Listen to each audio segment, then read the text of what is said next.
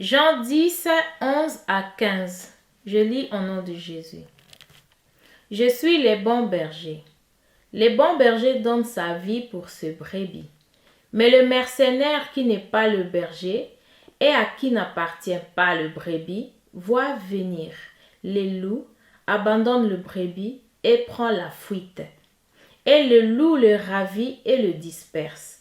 Le mercenaire s'enfuit parce qu'il est mercenaire et qu'il ne se met point en peine de brebis. Je suis le bon berger, je connais mes brebis et elles me connaissent. Comme le Père me connaît et comme je connais le Père. Et je donne ma vie pour mes brebis. Amen. Je vous salue au nom de Jésus-Christ de Nazareth, notre Seigneur et Sauveur. Mes bien-aimés, nous allons essayer de regarder quelque chose, bibliquement, de voir qui est le berger. Et lorsqu'on parle le berger, il y a des faux et il y a des bons. Le berger, c'est quelqu'un qui garde le mouton, les brebis, le chèvre, et avec son bâton à la main. Ça, c'est le berger. Mais, Christ nous a donné cette capacité d'établir 5 ministères dans l'Église. Il y a le ministère d'apôtre, de l'évangéliste, du pasteur, du docteur et du prophète. Mais j'ai voulu prendre seulement le pasteur, qu'on appelle dorénavant le berger. Qui est berger? Le berger, c'est celui qui guide, qui conduit les bergers vers les pâturages. Mais un bon berger, c'est un titre par lequel Jésus-Christ s'identifie. C'est un aspect de la mission de Jésus.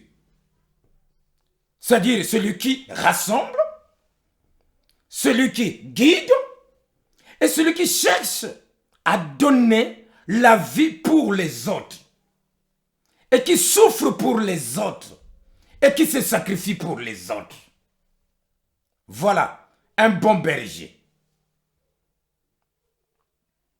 Donc, il ne faut pas être le faux berger. C'est-à-dire mauvais berger. Il ne faut pas être mauvais berger. Si tu n'es pas choisi d'être un berger,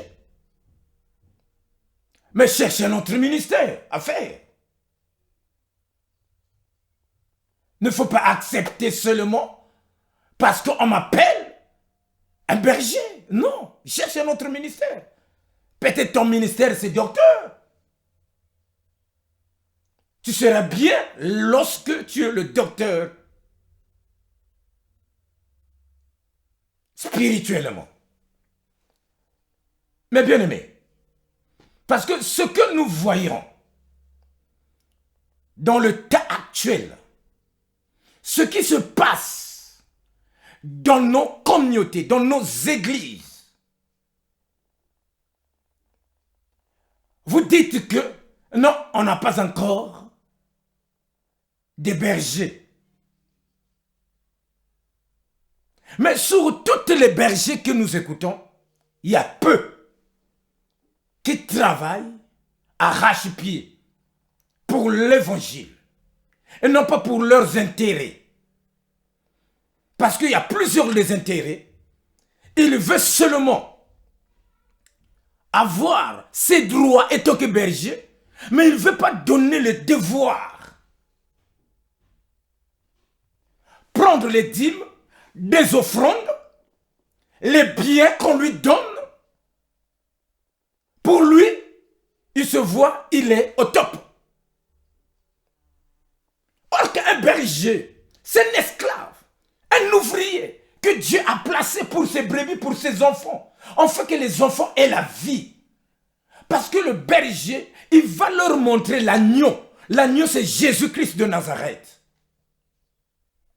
De la façon, Jean-Baptiste, il a dit, non, voilà l'agneau de Dieu qui ôte le péché du monde. Jean-Baptiste, il a parlé. Mais est-ce que votre berger, votre pasteur, dans votre église, est-ce qu'il se sacrifie pour vous? Il prend soin de vous. Il rassemble. S'il ne fait pas, mes bien-aimés, il faut s'agir de réfléchir 2 fois.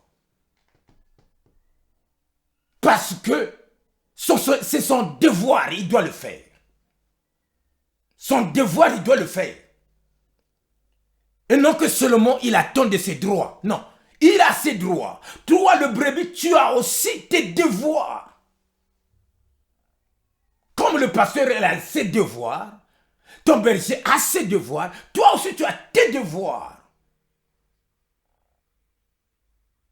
Tu dois le faire nourrir. C'est-à-dire lui donner du lait. Parce que lui, il se sacrifie, il souffre. Chaque fois, il est à la montagne. Donc, tu dois lui donner du lait. Malheur. La Bible nous dit malheur au brebis qui ne prend pas soin. Au berger qui ne prend pas soin de ses brebis. Malheur.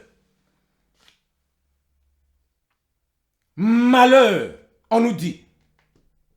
Vous avez dispersé les brebis du Seigneur. Malheur. Sachez que le dernier jour, Dieu vous la demandera. Si tu ne prends pas soin des brebis qui sont blessées, si tu ne rassembles pas, si tu ne donnes pas la bonne nourriture qu'il faut, au moment qu'il faut, malheur à vous. Le jour-là, nous allons tous passer devant le Seigneur. Mes bien-aimés,